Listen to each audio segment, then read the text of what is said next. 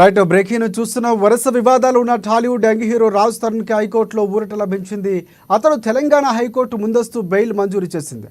కొన్ని రోజుల క్రితం లావణ్య రాజ్ తరుణ్పై నార్సింగ్ పోలీస్ స్టేషన్లో కంప్లైంట్ ఇచ్చింది. తామిద్దరం కొన్నేళ్ల పాటు సహజీవనం చేశామని, ఆ తర్వాత రహస్యంగా పెళ్లి చేసుకున్నామని లావణ్య ఫిర్యాదులో వివరించింది. ఇప్పుడు వేరే హీరోయిన్తో లవ్లో ఉంటూ తనని పట్టించుకోవడం లేదని ఆరోపించింది Lavanya.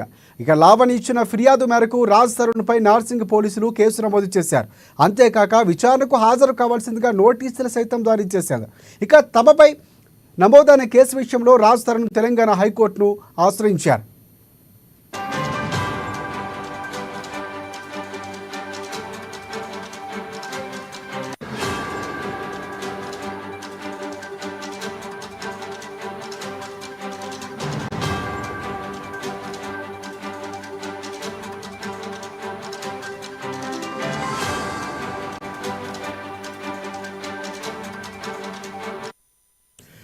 Right Tollywood young hero Raj తరుణ్కి హైకోర్టులో ఊరట లభించింది. అతడు తెలంగాణ హైకోర్టుకు ముందస్తు బెయిల్ మంజూరు చేశారు.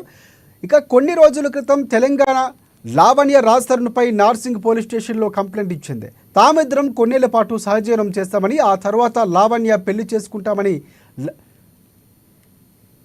ఫిర్యాదులు వివరించింది. ఇప్పుడు వేరే హీరోయిన్తో లవ్లో ఉంటూ తనని పట్టించుకోవడం లేదని ఆరోపించింది లావణ్య. లావణ్య ఇచ్చిన ఫిర్యాదు మేరకు రాజ్ తరుణ్పై నార్సింగ్ పోలీసులు కేసు నమోదు చేశారు.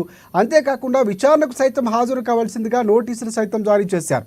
ఇక తనపై నమోదైన కేసు విషయంలో రాజ్ తరుణ్ తెలంగాణ హైకోర్టును ఆశ్రయించారు.